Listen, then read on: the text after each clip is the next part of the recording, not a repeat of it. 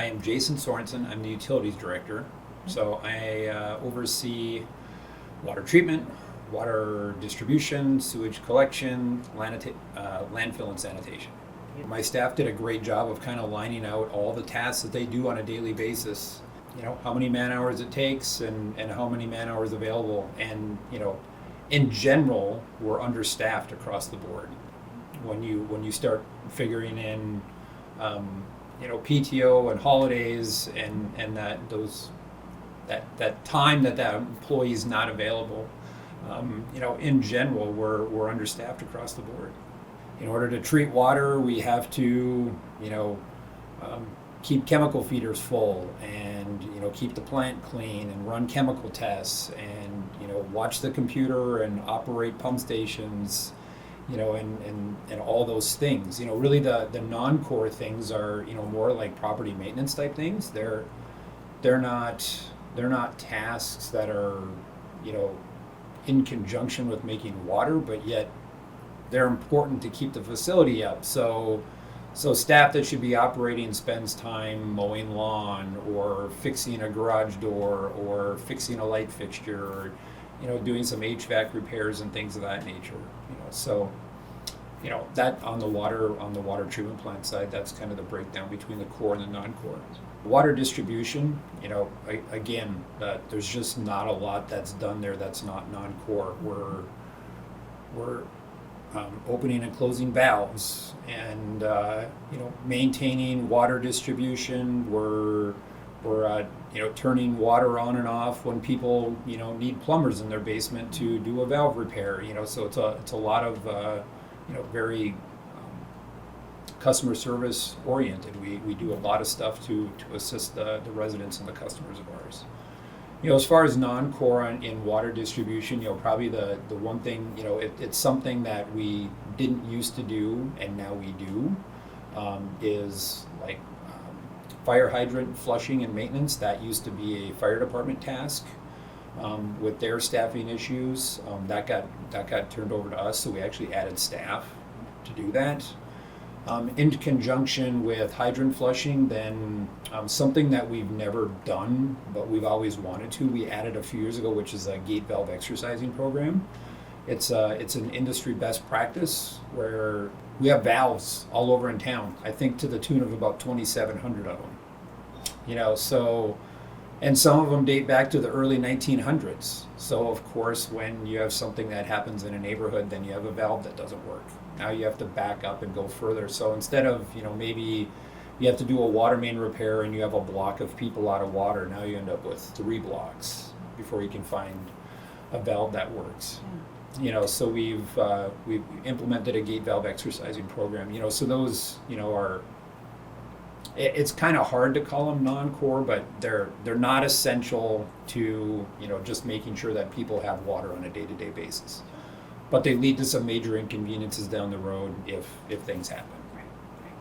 On the sewage side, again, it's a very core intensive. We're cleaning lift stations, we're flushing lift stations, we're pulling pumps and cleaning pumps, we're maintaining lift stations, flushing, jetting sewers, just the things to make sure that when you flush, it all goes away like it's supposed to and it doesn't end up in your basement or something. Landfill, again, there's not a lot of things there that we do that aren't core.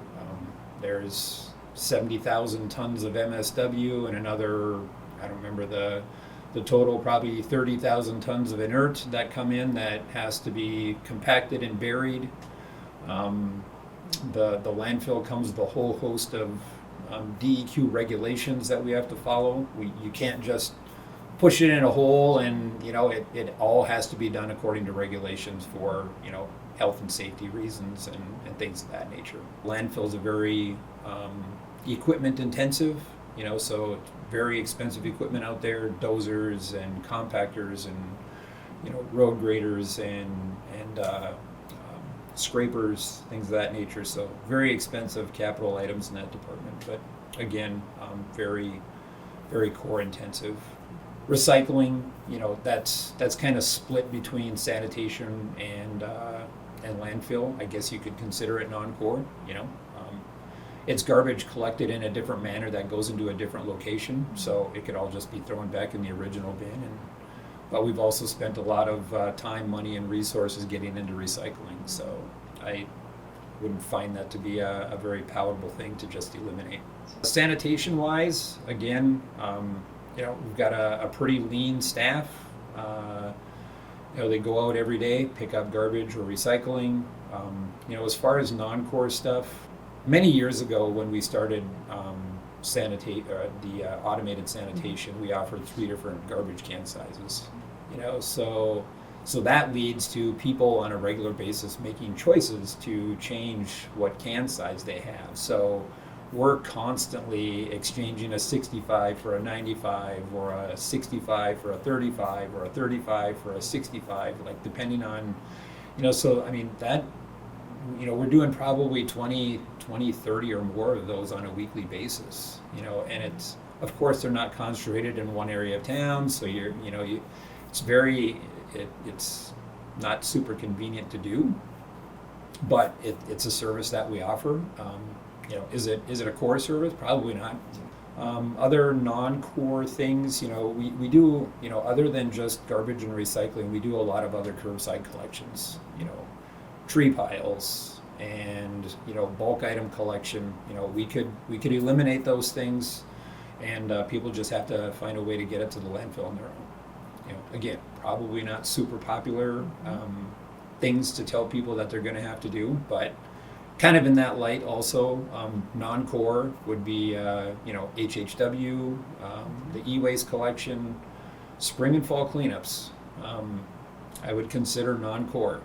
Super, super popular for the residents, and we went through that exercise a few months ago, asked council if we could cancel the fall one, and they opted not to, so super employee intensive. My sanitation crew, they have to go out and continue to collect regular garbage, so it involves the entire street department, and then we get volunteers from the water sewer, the airport, water treatment plant staff. We get volunteers from all over the city, and there's probably 40, 50 total staff, upwards of 10 or more pieces of equipment, and we spend an entire week doing nothing but that. Like I said, very, very popular with the residents. They really take advantage of it, mostly in the spring. But again, we could just say we don't have the staff and the resources, and people just have to figure out how to get it to the landfill on their own. Mm-hmm. When you go through the analysis, and take in the PTO and holidays, we're understaffed, by a couple staff in every department. And sometimes things have to get pushed off to the next day, and things need to be prioritized. The one that we probably were the most surprised by is the water treatment plant.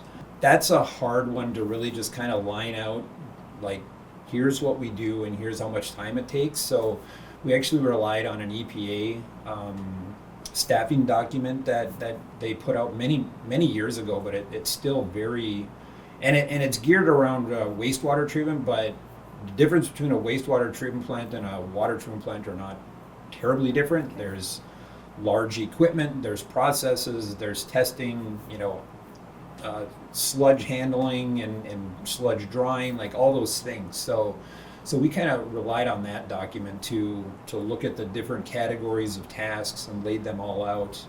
And currently, including our foreman and our superintendent, we have 16 staff members at the water treatment plant.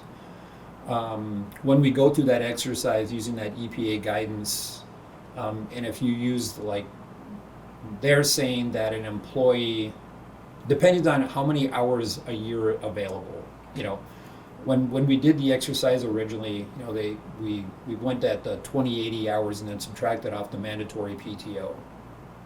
But when you take into account PTO, holidays, when you go through that math, we should have anywhere between 21 and 29 employees. So nearly double what we have. And we have some recent experience as to whether that's right or not. currently we have 9 extra staff at the water treatment plant because we've hired all of the biota plant employees for down in Max. And they're currently at the water plant training, so we're, you might call us overstaffed, but we're finding out that we're not. There's things that, are getting done that we've always had to put on the back burner because we've just not had the staff to do it. Generally, I used to be the manager at the water plant, and when I was there between 5 and 11,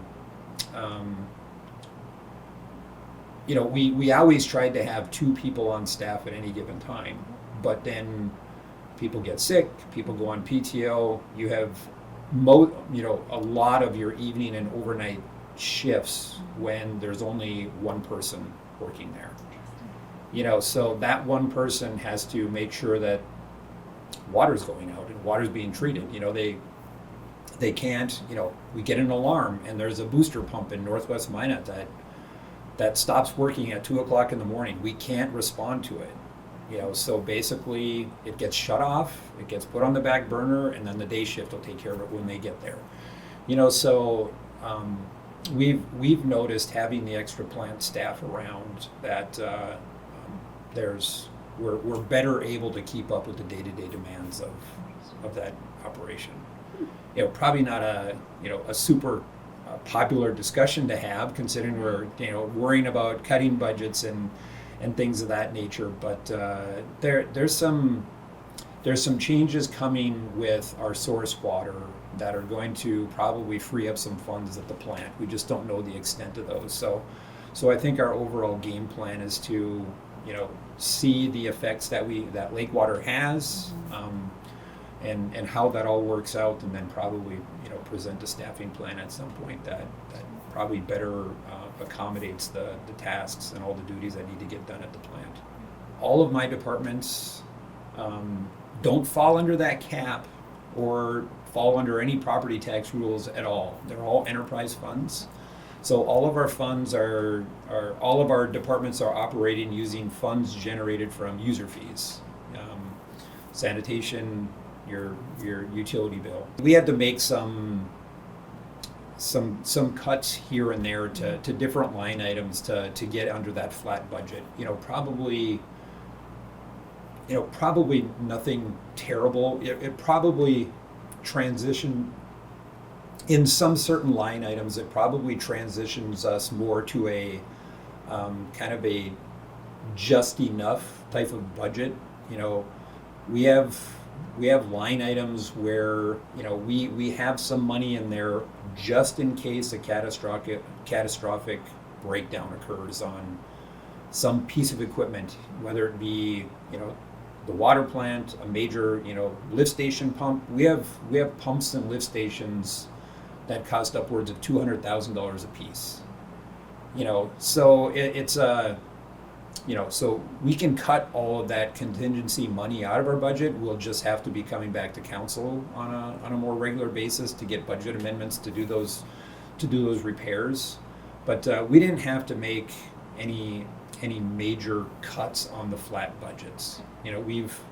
I feel that we've run pretty lean budgets, and we've maintained rates for periods of time. So in conjunction with that task, we've been looking at our revenues on the side. So the +3, the flat and the -3. Once you get into the -3s, I think about the only place where we have to do like staff reduction would have been the sanitation department for garbage collection. And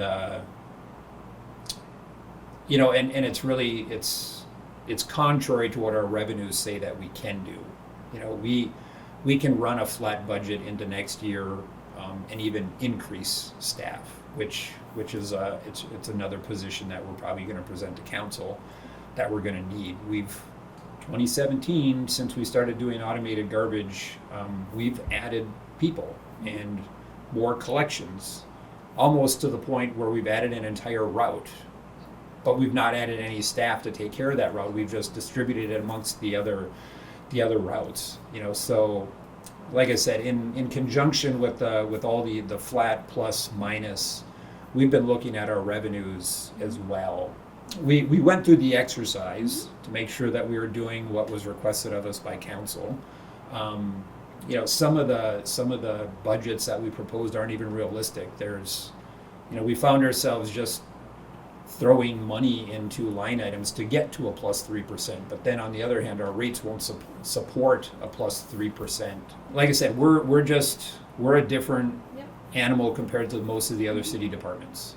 Makes sense. Our funding comes from a completely different source, and we actually help fund, general fund, so I don't think it was a wasted effort, definitely. It forced my superintendents to go through and really look line by line, and if we're stressed and we have to cut 3%, like where would the breaking points be, and what would we have to stop offering?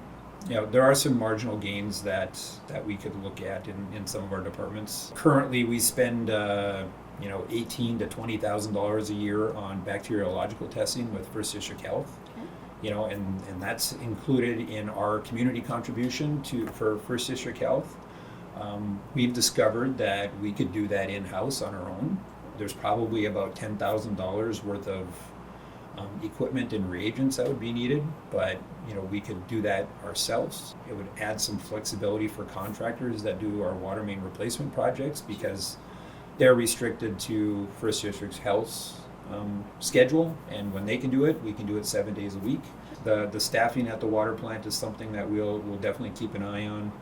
Probably the other thing at the water plant, we have an older, antiquated wireless communication system for all of our data acquisition for all of our pump stations and elevated tanks, and that's nearing end of life.